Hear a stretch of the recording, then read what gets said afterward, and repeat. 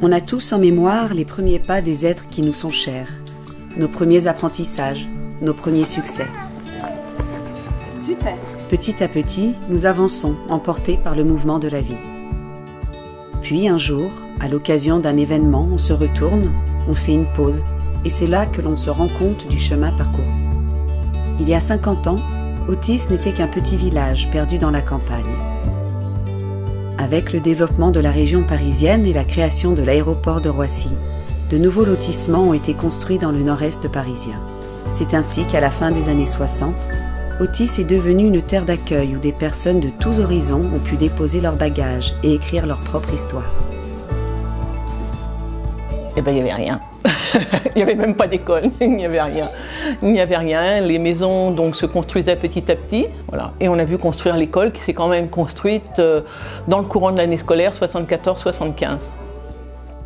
J'ai connu, oui, dans mon jeune âge, le village d'Autis, parce que c'était vraiment un petit village qui était très restreint, et particulièrement avec la rue principale qui menait à Versolonette.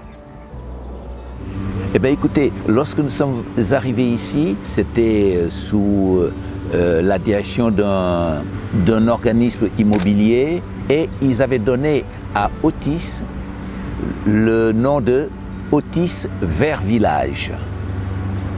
Alors donc effectivement Autis était vert, effectivement c'était un village et c'était assez agréable d'y arriver.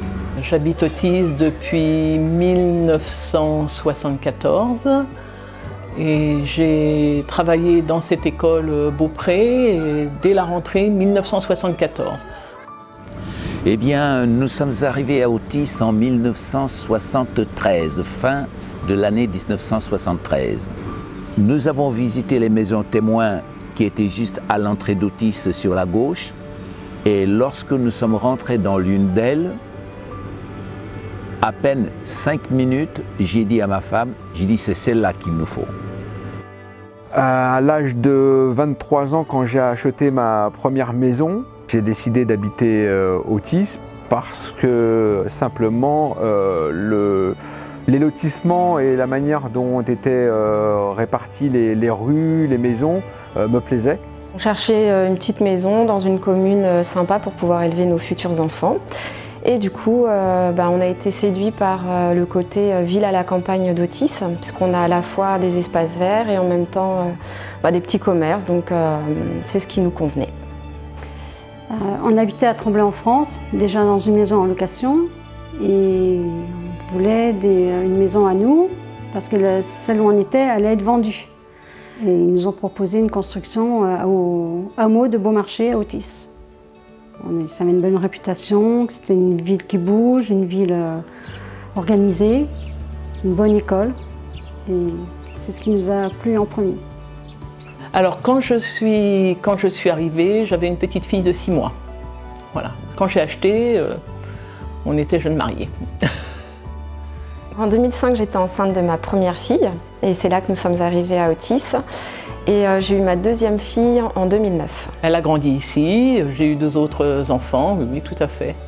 Elle a fait toute sa scolarité ici et elle s'est même mariée ici, dans l'école. Eh bien, lorsque nous sommes arrivés ici, nous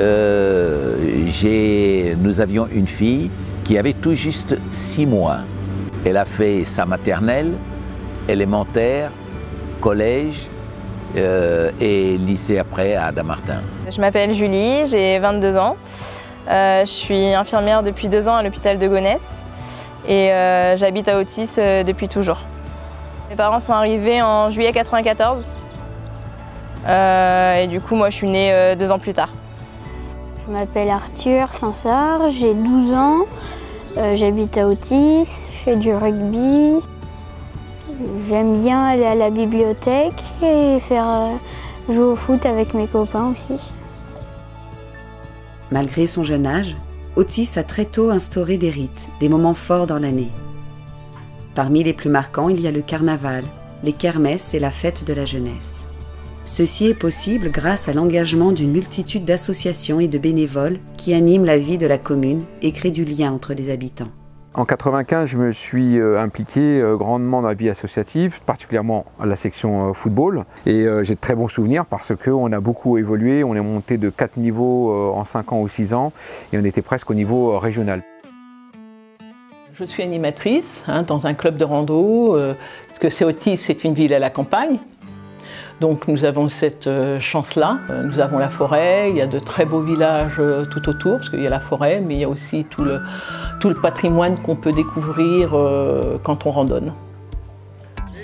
Dans le rugby, j'aime bien faire des matchs, jouer avec mes copains. L'esprit d'équipe est très important, puisque tout seul contre une autre équipe, on ne peut rien faire. Donc c'est du 12 contre 12. On a une équipe, il faut jouer avec l'équipe. Pourquoi le faire et s'engager? Parce que ça demande beaucoup de temps.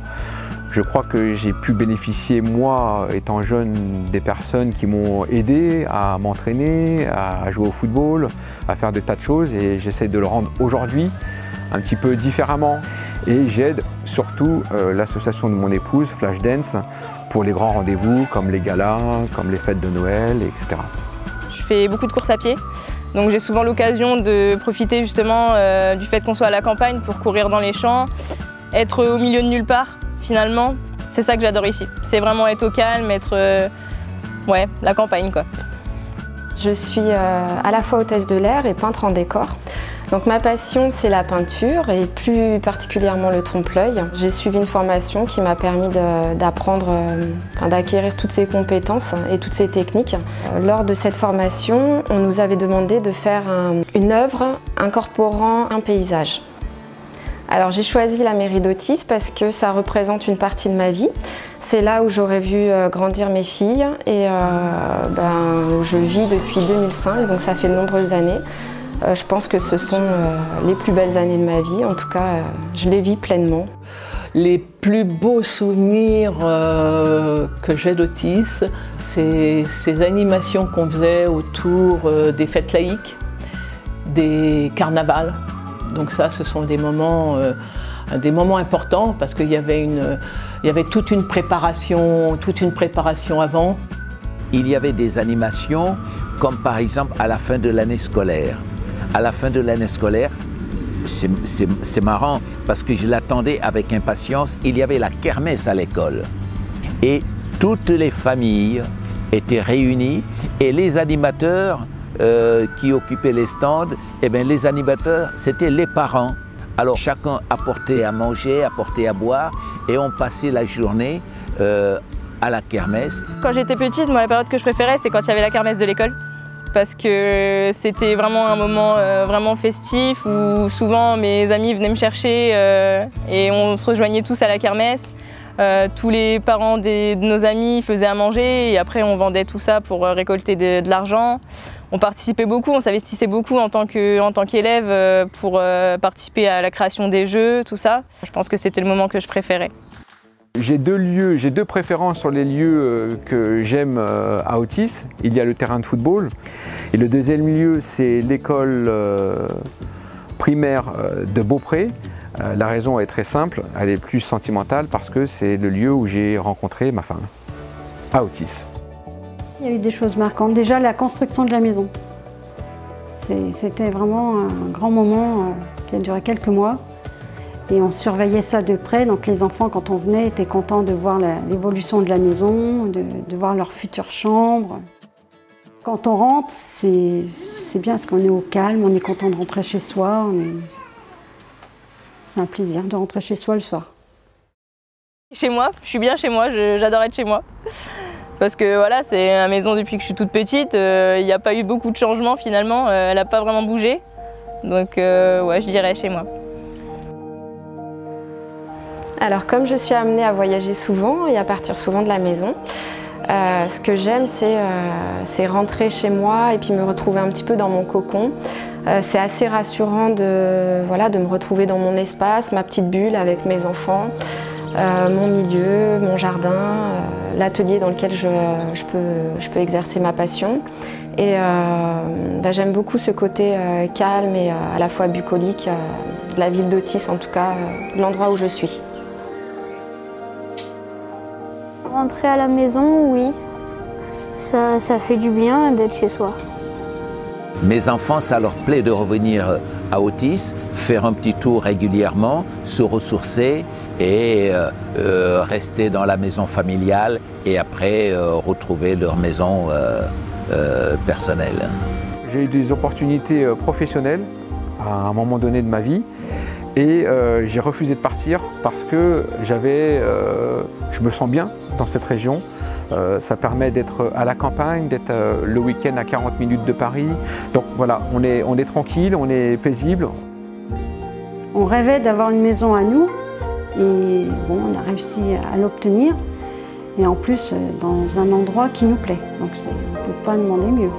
Oui, espérons que ça puisse continuer pour perpétuer, si vous voulez, la volonté de la commune, une ville à la campagne. Et je pense que jusqu'à aujourd'hui, ils ont réussi à le faire. Otis, c'est notre ville. On a l'impression quand même d'avoir contribué à son évolution, à sa construction, d'avoir apporté un petit peu notre pierre à cet édifice. Quand je dis nous, c'est avec mon époux. On côtoie encore des enfants qu'on a vus grandir, qui sont devenus adultes, qui ont à leur tour leurs enfants. Voilà, c'est vrai que c'est tout un cheminement. Il y a 50 ans, les premiers habitants d'Otis ont planté une petite graine dans la terre. Cette graine a germé dans le sol et dans nos cœurs.